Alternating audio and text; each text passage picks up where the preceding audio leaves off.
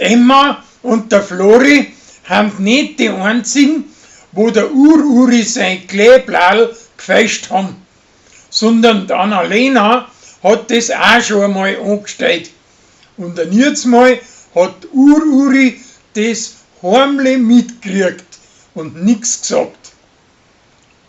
Als Zwiebel sucht mein Rolli in all die Zeitungen nach einem Geschreiberts.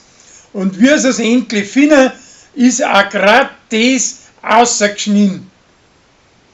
Schließlich stellt sich aber raus, dass es nicht wichtig ist.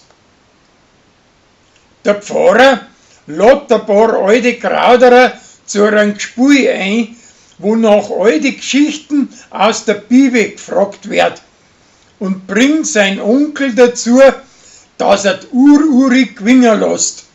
Und die darf nachher mit ihm zu einem Wallfahrtskircherl rausfahren. Der Hubert kriegt kalte Füße, dass ihm das Preisstüberl nicht genehmigt wird, weil er ein windiger Steuerhinterzieher ist.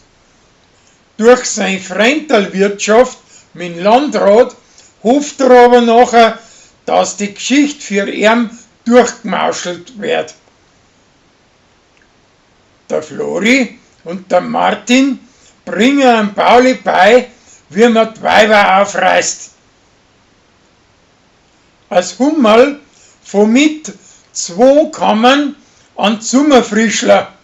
Und das taugt an Berli überhaupt nicht, weil die voll lästig sind.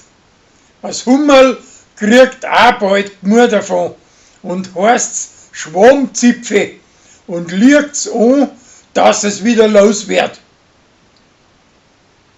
Ein Zwiebel, sein preußischer Gemorschreiber, spernzelt mit der Annalena und ihrer kommt für, dass er ihrer Avanzen macht.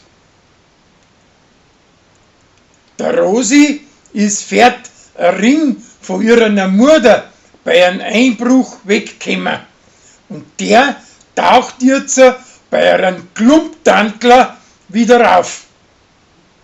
Der ruckt aber nicht außer damit und mauert, und drum schalten's Chandi ein, weil sie so an den alten Erbstickel hängt.